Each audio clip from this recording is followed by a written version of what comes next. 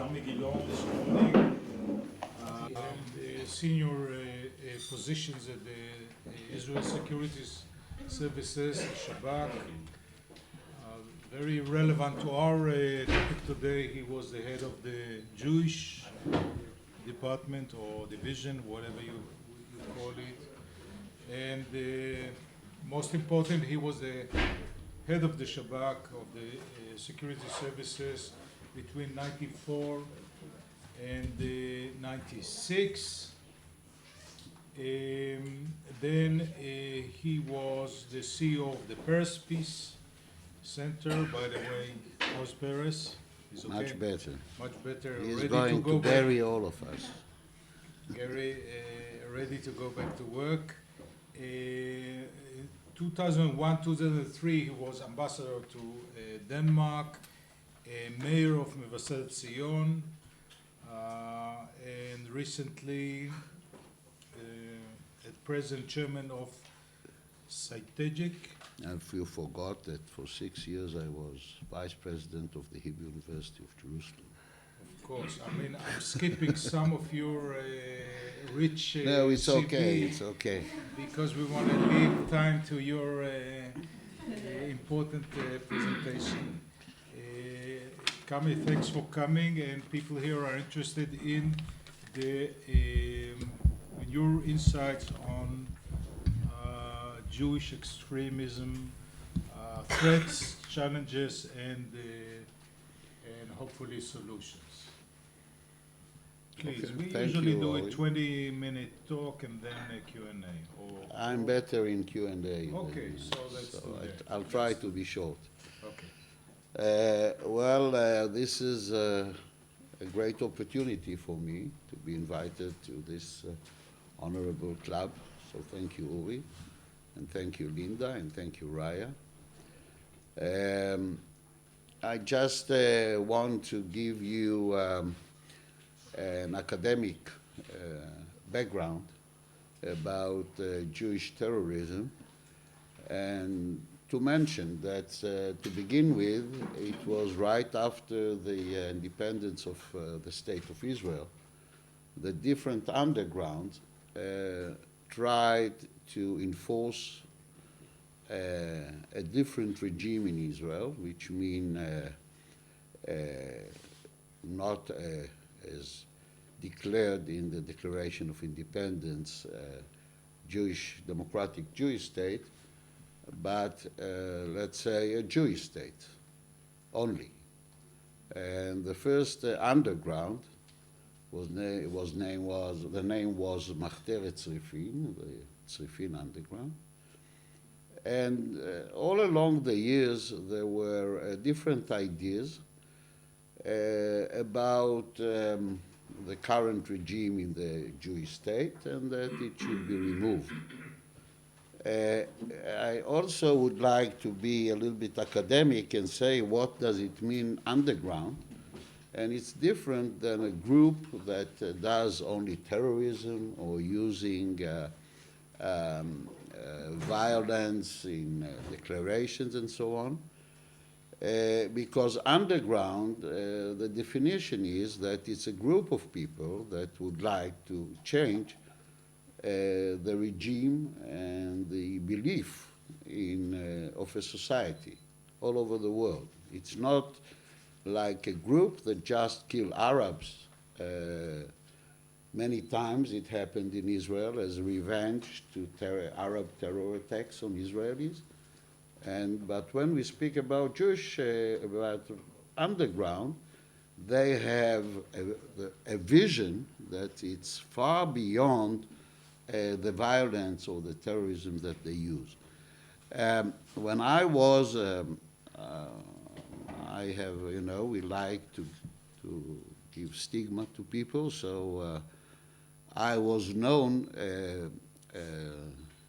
I was in the Shin Bet 27 years, and only 4 of them I was involved with Jewish terrorism. It was between 82 to 86, and it becomes famous because of those years we arrested different groups, by the way, not only from the right wing, also from the left wing, and I was in charge of the department. The most famous case was the Jewish underground. That was the second Jewish underground that was arrested in 1984.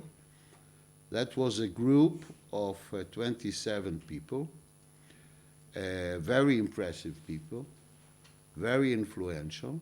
Some of them held positions as the mayor of Kiryat Arba and the secretary of Moetzet Yesha, Jewish Samaria, Council.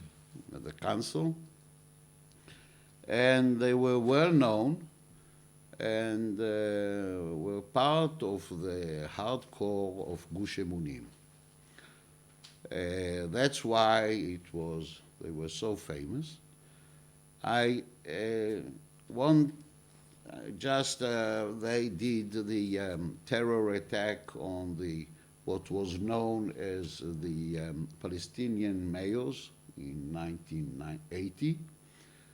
They were responsible for some terror attacks in the Islamic College in Hebron, and they were arrested while they were planning after they put bombs. One of them was on a bus nearby, and the target were Palestinian buses, and it was supposed to be exploded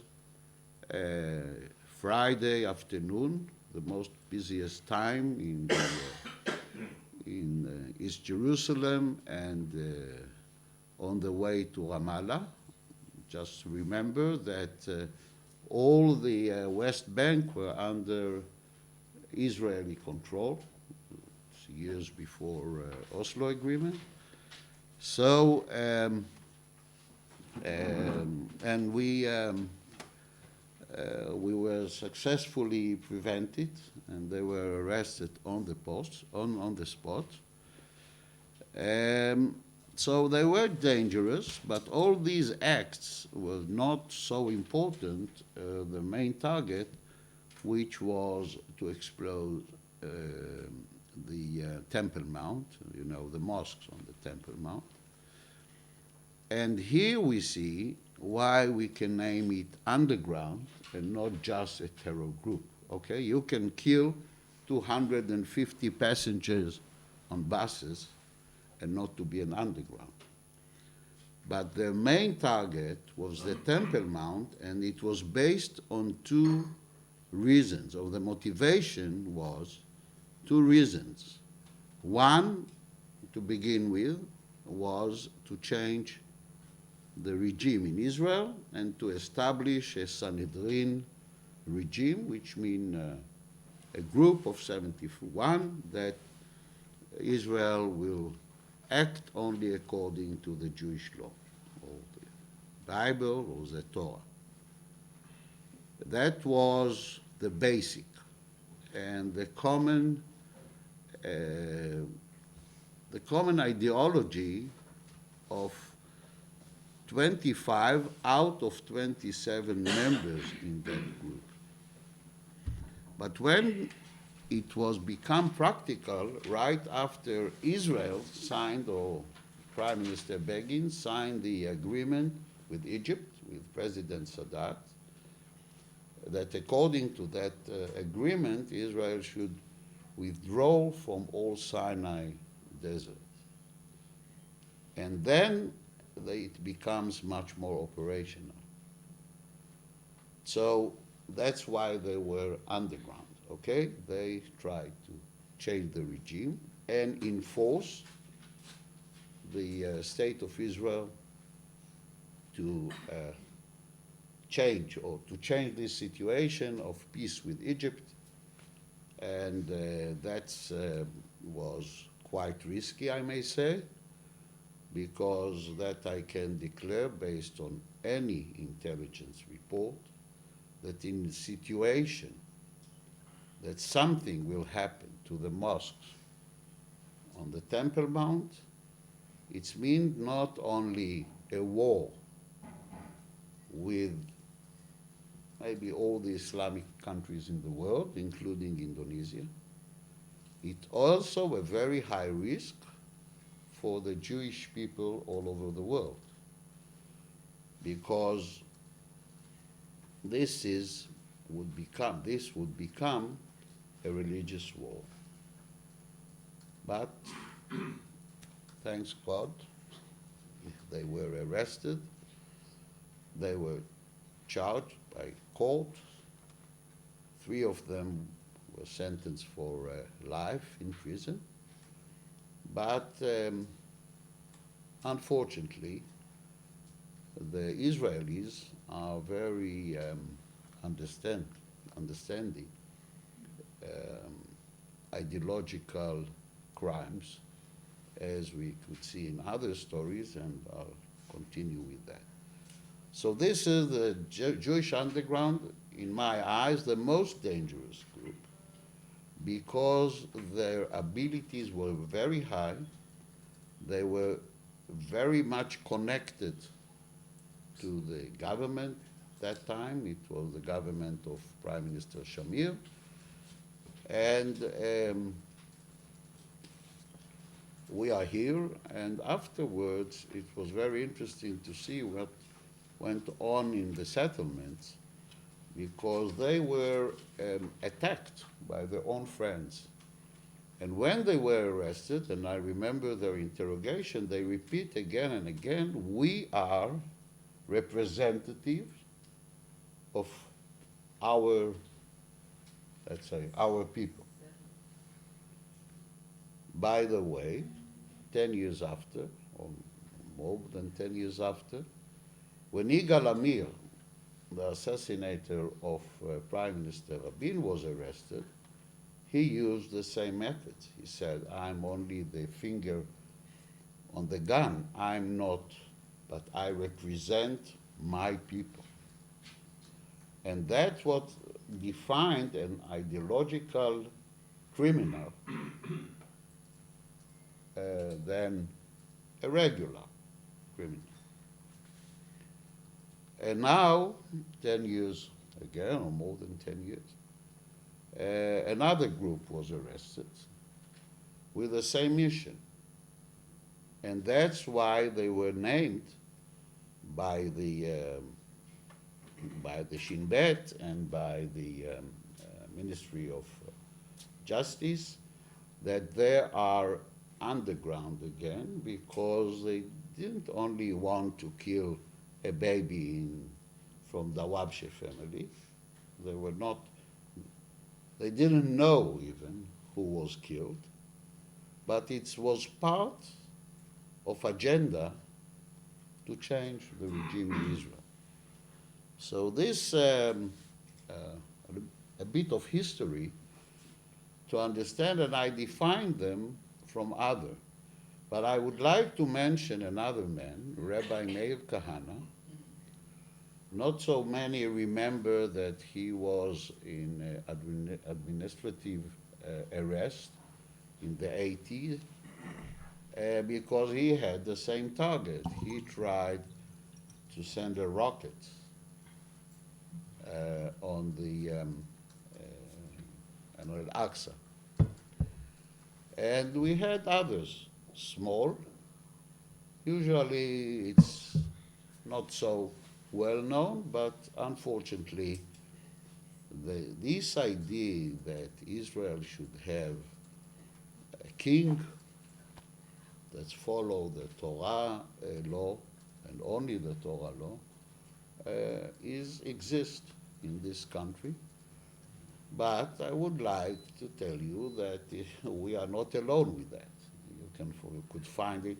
That was the kind of war that Ireland had, a religious war, and especially the nowadays war of ISIS or Daesh against the Western world. Now it's also a religious war, and they try to enforce Islam on the rest of the world. You know, the Jews, when you read their papers and everything, and you follow their interviews, they rarely speak in ISIS about Israel or about Jews. It's too small for them. They're much more Thank God, interested. thank God. Thanks God. No. You know what they say, first comes Saturday, we'll vanish the Jews, and then comes Sunday and we'll vanish the Christians. But we need to understand that this war, and it is a situation of war, it's a war between civilization. A secular civilization, mostly Christians, and an Islamic movement, or if you wish, state, that want to enforce Islam, and mostly to make the whole world religious as they are. When it comes to religions, there is no way to compromise. Israel faced terrorism, 100 years of terrorism. But when we speak about Fatah and Political Front and other Palestinian secular groups, they were different than Hamas, Hezbollah, and others because secular groups all over the world, Badr Meinhof, Red Army, Red Brigade, and so on, all of them are willing to compromise because it's only politics, nothing to do with religion. What we see now, and you can see it only today, it was in Ouagadougou, and the day before in Mali, and all over the world, and of course in Paris and the Western world. This is a religion war. And when it comes to religion war, in any conflict between religion and non-religion, always the religious people will never compromise. And unfortunately, the Western world try to wash the words all the time and not to speak about the real problem that they face. This is the main threat on secular countries all over the world. So here in Israel, I think we openly deal with that. We don't use laundry to wash words. If we have an underground, we name it underground, and we use all the needed methods to fight it because we want to survive as a democratic Jewish country. Now, there is no any difference, as you could understand from my words, in my eyes, between ISIS and this Jewish group that were lately arrested. They are exactly come with the same agenda, with the same beliefs. The only difference is that they are Jewish and they are Muslims. So I mentioned before that unfortunately the Israeli society or the Israeli regime all along the years is very, has a lot of forgiveness for those criminals. And I must say that I can't understand it. When I was the head of the Jewish department, after we arrested the Jewish underground, Prime Minister Shamir named us the crown, the jewel, the crown of Israel. But right after they were judged or sentenced to time, 25 of them were sentenced for years in jail. It's the only case in the history of Israel that a special law was made in the Knesset to release them, because the Ministry of Justice and the president those days didn't want to do that. It was President Chaim Herzog. They didn't want to sign it. So they made a special law by the Knesset. And who supported the law? The government of Israel. Even a very well-known liberal person like Dan Meridor. So, and so it was really almost wall to wall. Unbelievable. When it comes to the left, you see the same story. Same year, I arrested the Jewish underground. I arrested also a group of far left group headed by somebody known Mikado, Warszawski, huh? the husband of Leah Tzemel. Warszawski, yes. Michael Warszawski, known as Mikado, because he was sentenced for 5 years in jail because he cooperated with the political front. And a few years later, we arrested Derech HaNitzotz, another group of very well-educated people who cooperate with the Democratic Front, another Palestinian terror group. What did he do? And also, and I won't forget how I was attacked when we arrested Mikado or Derech HaNitzotz, the Shin Bet. Same way, exactly, same story as we were attacked by the right wing for the arresting of those people. You can see it now, that honest people support criminals. Same thing happened then, but from the left, especially the media. Because if you arrest somebody from the left, so it's immediately you avoid the freedom of speech and things like that until, I won't forget it. So if you ask me what is the worst job in this country, is to head the Jewish department. I thought to be the mayor of Mevaseret Zion, no? And and I always, when I'm asked how was your service in the Shin Bet, so my best job was between 90 and 94. You know why? I was in head of the North Division of the Shin Bet, and I was in charge of Lebanon.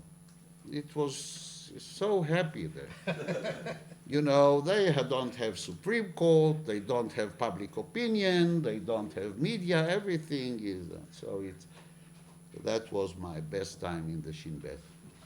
So, but when you deal with Arab terrorists in Israel, so you deal with a dog that bites a man. When you deal with Jewish terrorists in Israel, you deal with a man bite a dog. So it's not easy.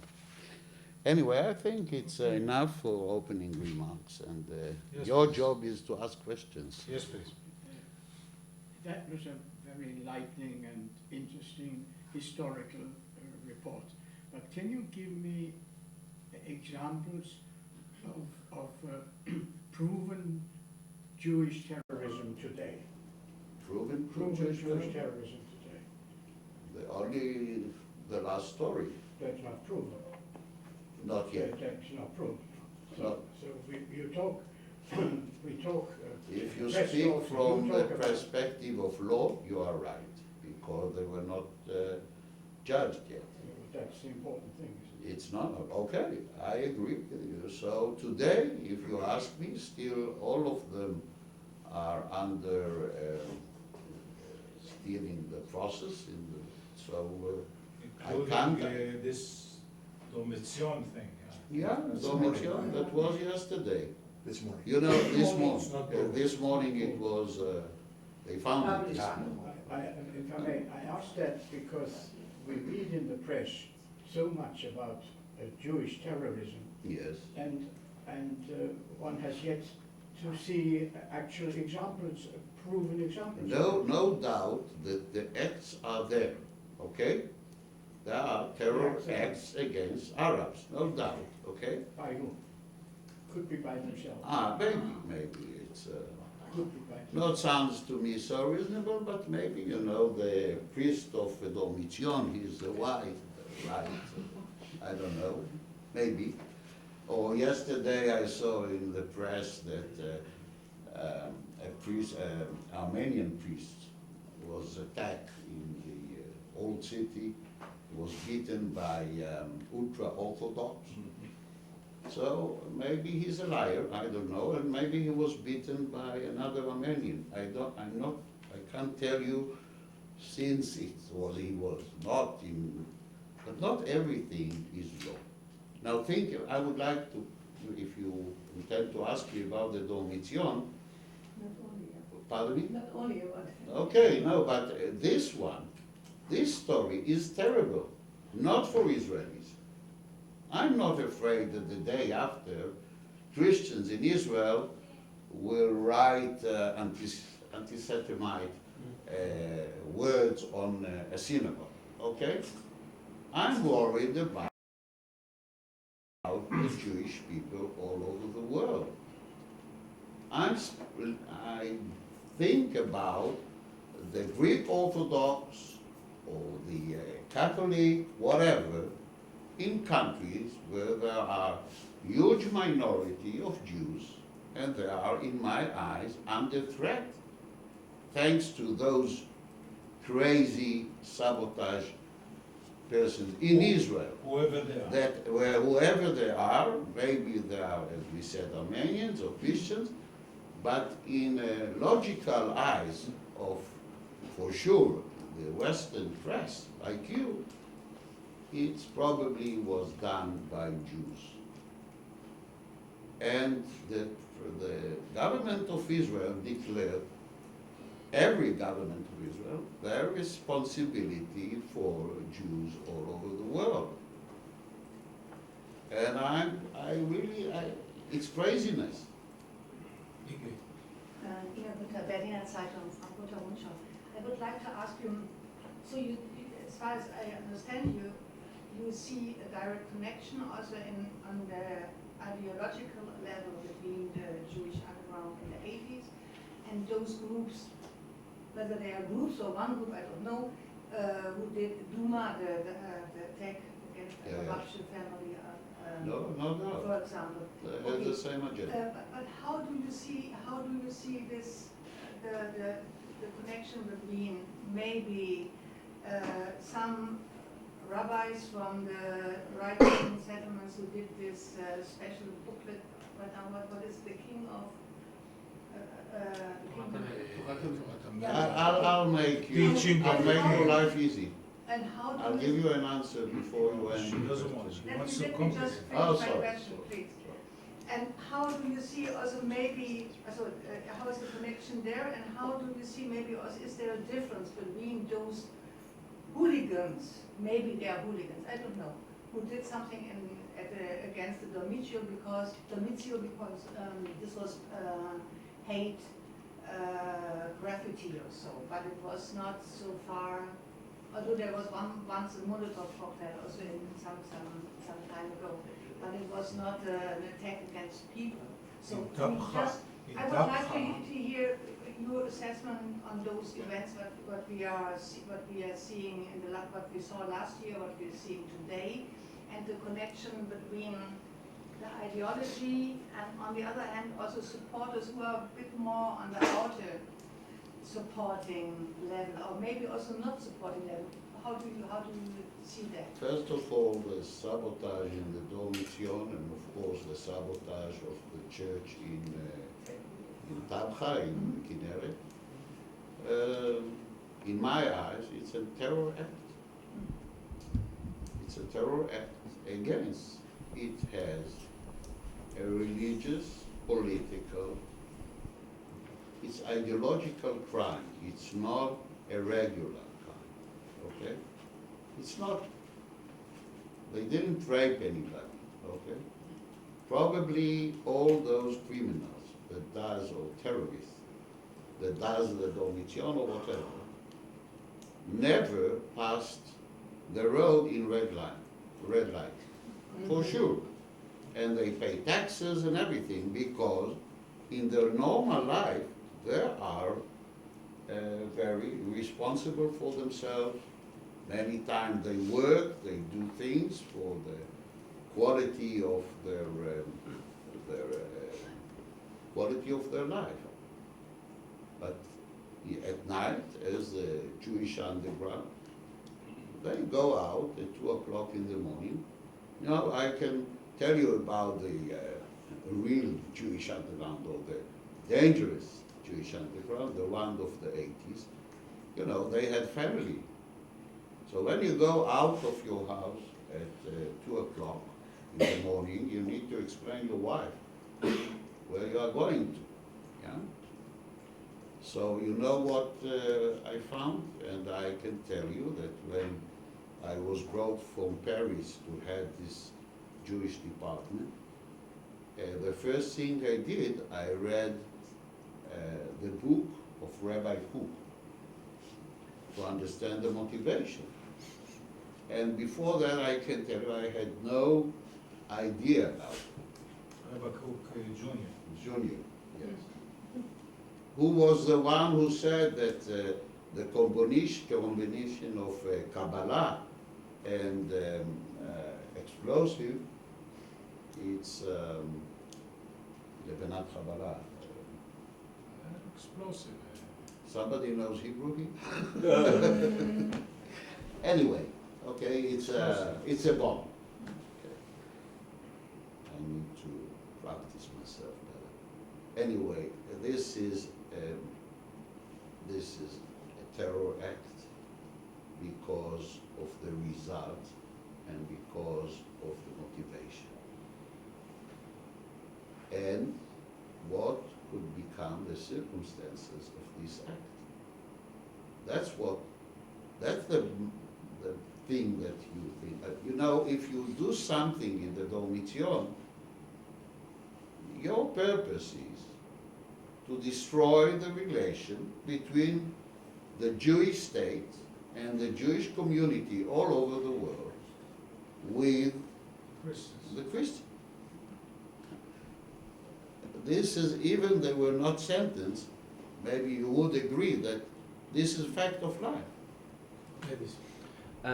So maybe in parallel to the first question by the gentleman in the front line, because I think he has a point when he says, we look around and there are all these, so-called terror attacks by Palestinians that are all proved, and how come we see so many of these cases? I don't think anybody in the room doubts that they're perpetuated by Jewish extremists, but none of them are proved. I mean, I'm wondering about this discrepancy, how the Israeli security agency is able to, within hours, locate and have all the information regarding a teenager who throws a stone, but a 4-man mob that does this arson attack with all the eyewitnesses and extra information added still doesn't really get the proof on the state level. This discrepancy, and maybe secondly, if you don't mind, I'm also curious for things to get. Let me answer the first Perfect. one. Okay. First of all, in my eyes, there are proofs and we arrested the right people. Of course, formally, they need to go to trial. Speaking about Palestinians who threw stones, the Shin Bet doesn't deal with that. This is not terror act. So, and your question probably is why, in your eyes, it's so easy to find a group of Hamas that intend to do a terror group, and it took the Shin Bet 6 months, or maybe more, to arrest the. So first of all, you don't know how long did it take, on how many acts were done in the case of the Hamas people, those who were arrested. You don't know. And the methods are the same methods. Sometime, and that I can say, as many successes that the Shin Bet has, the terrorists are more and more sophisticated. This is exactly like protection.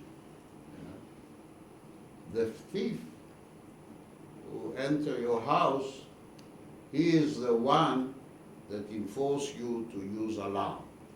And when he cut the alarm, you bring cameras. And when you bring the camera, then he knows how to go through the cameras, so you look for another thing, or maybe you will put human security. This is exactly, you know, sometimes it's very frustrating. And those Jews who were lately arrested, who live in caves, you know, and unfortunately, they don't use cell phones, they live for themselves. They speak one to another, and I don't know if you read their agenda, but it's written, the instructions there, how they act. They don't get instructions from a management. There are not board meetings. And so it's very, very difficult. If you wouldn't mind a very brief follow-up. Follow-up. Just a very brief follow-up. I'm just wondering, for things to get this much out of control and for this Jewish extremism to fall out of the Israeli security's radar for so many years, I'm just wondering, did they sort of underestimate the importance of this? Did they downplay the threat? Or did they not do enough so far? You think that the motivation of the Shin Bet against those Jewish groups are less than the motivation when we deal with the Palestinian groups. So I just want to quote the head of Shin Bet, the current head of Shin Bet, who said that those Jewish underground, they are more dangerous for the state of Israel sometimes than the Hamas or the Palestinian terror group. I tell you, and I explain why. When it happens, you know, we are in a war with the terror group, the Palestinian terror, Hamas, others, Hezbollah, and so on. This is a situation of war. But we don't have a war with a group like Hamas. And Hamas, it's political movement, it's social movement. It's different than speaking about a small group of Jews. But what a sabotage of that small Jewish group could make for the sake of Israel, it's much more dangerous. Yes, please. Hi, Raf Sanchez from the Daily Telegraph. From one? Raf Sanchez from the Daily Telegraph, British newspaper. We read a lot about how when these Jewish terrorists are captured, the interrogations are very, very difficult, and they have a very high capacity to withstand, you know, normal interrogation techniques. Why is that? Is it that they have such sort of inner discipline, or they understand the methods? And also, you talked about, you know, they live in caves, they don't have management. Do you feel that they don't have the same connections high up in society and government that they did back in the 80s when you were doing this? No, first of all, I would like maybe to explain that when I spoke about connection to the government, it doesn't mean that they act on behalf of the government. In their normal life, they were connected to the government, to the Knesset. They were part of the society. But is that changed? They're no longer part of society? Now exactly. It's a group that basically don't agree with the existence of the current state of Israel and want to change it. So they have different life. They are not connected to the bureaucracy because they don't recognize the existence of it. So that's why they are different. And about the methods of interrogation, sometimes there is no other way, especially when you have a situation of ticking bomb. You know, the President Obama, I don't know if there are Americans here, he promised in 2008 that he's going to close Guantanamo. He has only 1 year left to follow his own promise, and he won't do it. no way, and the American will help Guantanamo because they need it, as long there are terrorism in the world. The British use Gibraltar, or they take for a long trip, when they arrest somebody in Afghanistan or Iraq. So it's not written anywhere that he needs to use an airplane to transfer him from Iraq. It could be on a boat. And on a boat, Everything can happen. the captain decides what is the law on the boat. So I must say that there is a lot of many hypocrites all over the world when it comes to methods of interrogation. And you know why Israel is criticized all the time about that? Because we are the only country in the world that admit that we have methods of interrogation that sometimes, in many, many few cases, please remember that, we speak about 5 cases a year in a place where there are hundreds of terror attacks. And we admit, under the control of the Supreme Court and everything. In America, you make your life easier. You have Guantanamo. And tell me how many Americans visited Guantanamo. Sorry, can I was Needed against terrorists, wherever they are, Jews and not. No, but why do these measures don't seem to work on the Jewish? First of all, it worked. Oh, it won't. It worked. Okay, yes, please. Yeah, my question is whether you think that the Jewish division has now enough manpower in the West Bank, because you know that Yashdin makes a regular survey, and so you have only 6% or so of those attacks which are Undercover. settlers shall have committed, and they are just not put on trial, and the Israeli government says we have the Jewish division. We saw a drop of crimes committed in the last 2 years, but the Palestinians in the Area C tell us that they just are so afraid to tell the police that something happens because they might get other attacks from the settlers, and so. I don't know about a situation that we don't recognize the crime. Number of people, when I came from Paris and took this job, you now name it the Jewish division, whoever, we were 2 persons, 2 professionals and 1 secretary. And now it's a division, okay? So it's... How many people? Maybe 3. No. We don't know a division. We speak about, when we say division, it's a group of people, but still don't forget the proportion.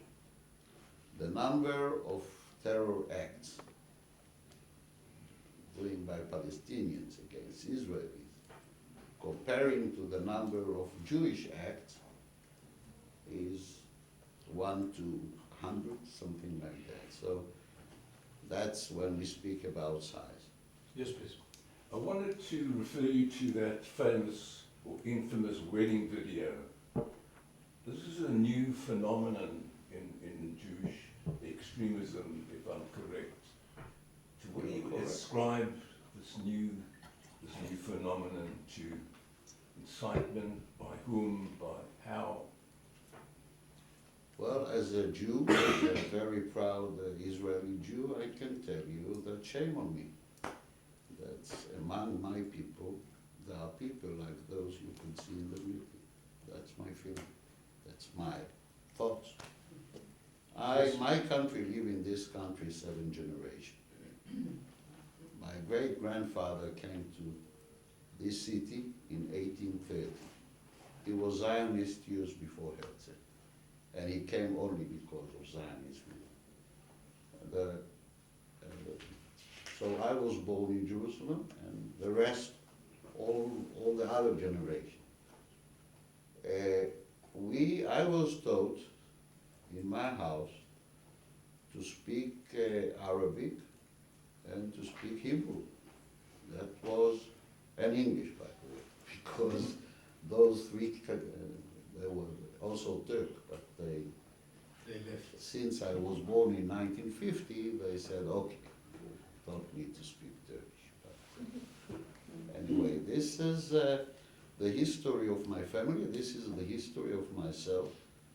My father served as a major in the British Army during the Second World War, came back to Israel, was in Haganah, and then was a major in the IDF during the War of Independence, and all my family, okay, established this country. I have no intention, so are my children and grandchildren, to leave this place.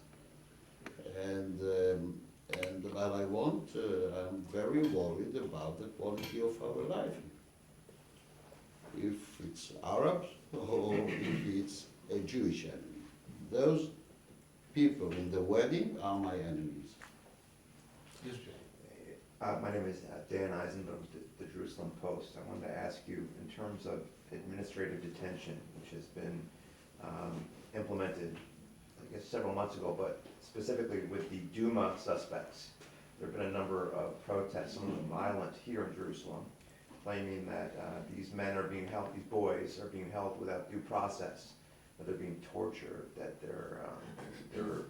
no information is being gathered, there's no charges that have been filed against them. So obviously administrative detention creates a degree of controversy in terms of due process, in terms of human rights, so to speak. What's your take on that? Because obviously it's been in effect for several months now.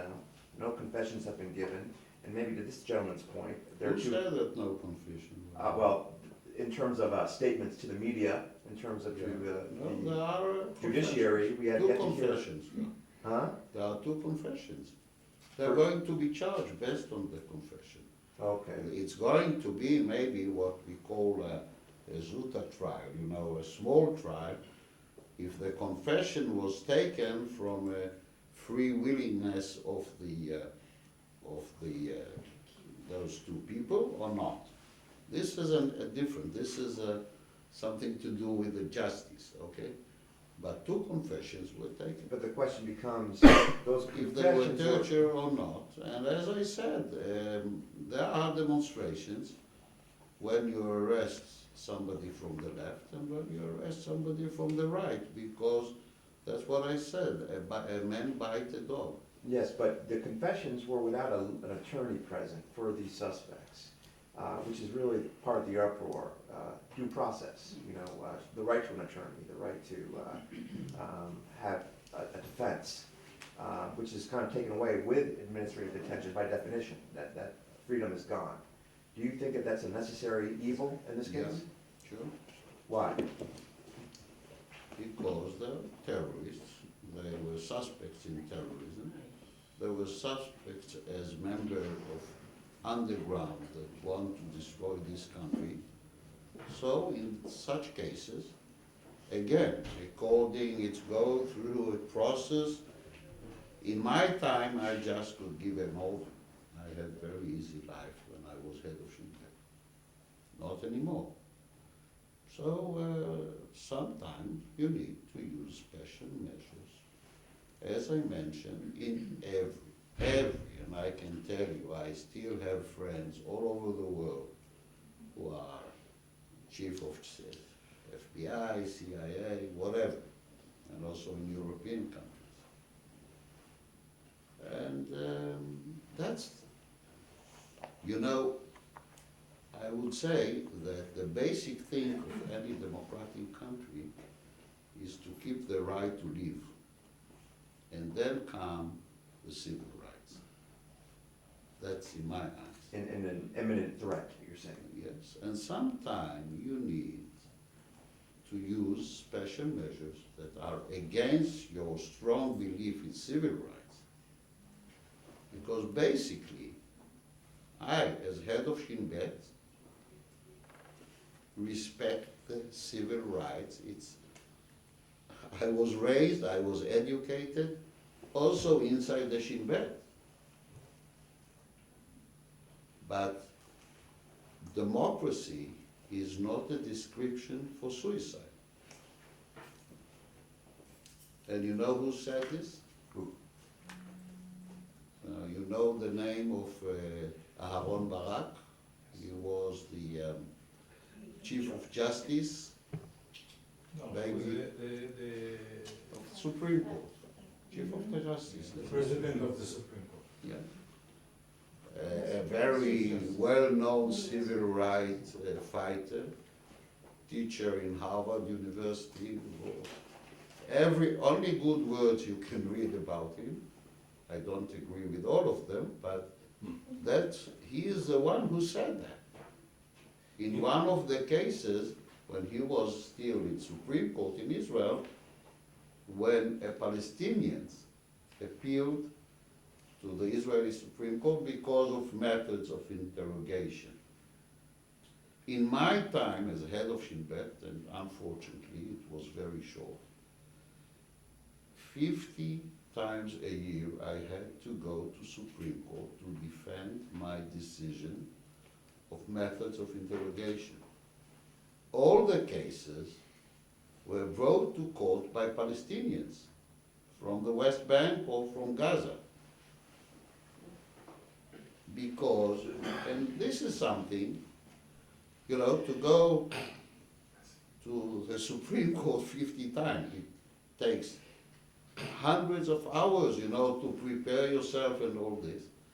And you are the head of security in this country. And they bring you there, and sometimes you under interrogation of the judges. And this is something I'm very proud of. Yeah? And in one case, he said, when he agreed with me, Inge, please. Sorry, I didn't want to interrupt you, sorry for that, but one follow-up. How, it's not, has nothing to do with moral right Quick now, but follow-up. how do you make a distinction if somebody confesses because he cannot stand the pressure to something what he didn't do? this is But never it, the doesn't situation. have This is never the situation. Maybe the first confess come under pressure, but when it comes to the situation that he signed the paper, he is already after the interrogation. The confess always done when a lawyer is there and a policeman is there. The Shin Bet finished the job, okay? So there is a process. Now, sometimes, as I said, I don't know how to say it in English, the suta, mishpat zuta. A lawyer, we don't have a lawyer here. Okay, it's, in a trial, there are the facts that goes on. But in such situation, and as I said, it's very rare, we speak about maybe 5 in a year, or Palestinians and Jews, okay? They have a small trial in which the court try to understand if this confess is okay or not, okay? And if they find that it's not done, so Three last ones. 1, 2, 3. Yes, please. Some Israelis are worried about the fact that Israel is becoming more and more religious, and you can find more and more. religious. You can find people in the head of the Shin Bet, the head of the police, are people with kippah. So what? Is not worried with the fact that it's becoming more and more religious, this country? No, it was, sorry, maybe there is a big, huge misunderstanding here. About 20, maybe 30%, I don't know how many. Citizens of Israel are religious, we are speaking about the extremists. We don't speak about normal people. It's the head of Shin Bet or the new head of police. Both of them were my employees. I'm known as the enemy of the right wing in Israel, okay? But they are my best friends. I give you a stamp on every word they said. They are civil servants. They were born civil servants. So if he goes to synagogue on Shabbat or have a kippah, what it has to do with this story? Both of them arrested the last group. The demonstration, you make me angry, because the demonstration against the head of Shin Bet near his house was made by, those extremists. Don't forget it. Please. Carmi, to see you agitated like this. Yes, please. Raphael Aaron from the Times of Israel. Two very quick questions. One just about maybe quantifying the problem, and the wedding of hate kind of drove home that it's maybe not just the core of people who, as you said, live in caves, but that there's really a widespread support for this. And I wonder if you can kind of quantify. People sometimes speak of tens of Israelis who support this extreme right, and then you have many more people celebrating, expressing support for that. So I wonder whether you can kind of put a number on this and a trend. One at a time. I have a very quick follow-up question. מספר, כמה הגודל של הדבר הזה, התופעה הזאת? אולי תומכים שלה, יודע? Maybe if you include the supporters too, it can come to not the maximum could be 5,000, but this is it's not based on any speculation. Okay. But when I think about, But is the it more than- parties on the Baruch Goldstein grave, things like that, Is there a it tendency can't for be this more number to than grow? 5,000, maybe Is less. there a tendency for that number to grow? Pardon me? Is there a tendency for this number to grow? Do you see this number Yes. growing? Yes. Okay. My second question, very quickly, is about, and you'll be surprised to hear this, about Dani Dayan, because you've been in a similar situation of being You've got a good memory. appointed as an ambassador, and then people having an issue with that because of your previous past. Yes. So I wonder if you have any good advice for him. Should he be maybe withdrawing it? Should the Prime Minister say, no, we cannot withdraw it? What do you think is a smart course of action? In my case, the Prime Minister was Arik Sharon, the Foreign Minister was Shimon Peres. In my eyes, much more impressive persons than our current Prime Minister. Oh, now you're getting to this. And also Foreign Minister. Both of those people are not impressive as Sharon. Right, but I'm seriously asking. And they decided that if Denmark don't want, it went to the Knesset, and both of them decided if Denmark don't want the former head of Shin Bet as ambassador, so we won't have ambassador there. And you know how they did? They did it through the Knesset. And all the Arab parties supported this decision. And that was the message that went to Denmark. And is that what And that was ended, that in the end of those years, it was 2001, I was now, they elect the 10 most popular people in the country. I was number 4 after the Queen, Laudrup, football player, and a jazz singer. And but I was number 4. In Copenhagen, everyone could recognize my face, and nobody in Denmark remembered that. So thank you. But no, should the government be doing the same thing? And same thing with Dani Dayan. And They shouldn't withdraw in his a case. country, if Danny Dayan was a criminal by the law, something like that, okay, I can understand. He has political view different than the view of Brazil, okay? But he's still a representative of the government of Israel. Shimon Peres won't send Danny Dayan as political assignment as ambassador, okay? But it's Bibi Netanyahu, he is the foreign minister of Israel, it's his decision. And I can't understand it. And maybe I know that, as I'm known as the worst leftist in this country, so how can you support Danny Dayan? I think it's a principle of the country. Last one.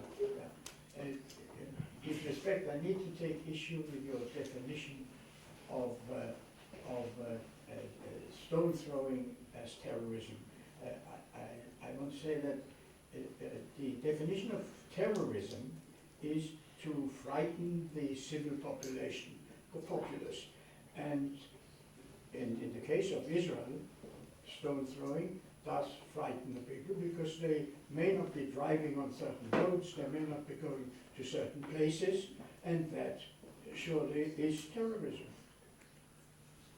Let's leave it as a statement, okay? I think, אתה רוצה להגיד משהו על זה? No, no. Okay, so thank you for It's this. a good statement. Thank you very much. Thank you, Carmi, for coming to us. Thank you guys for coming, and see you next time.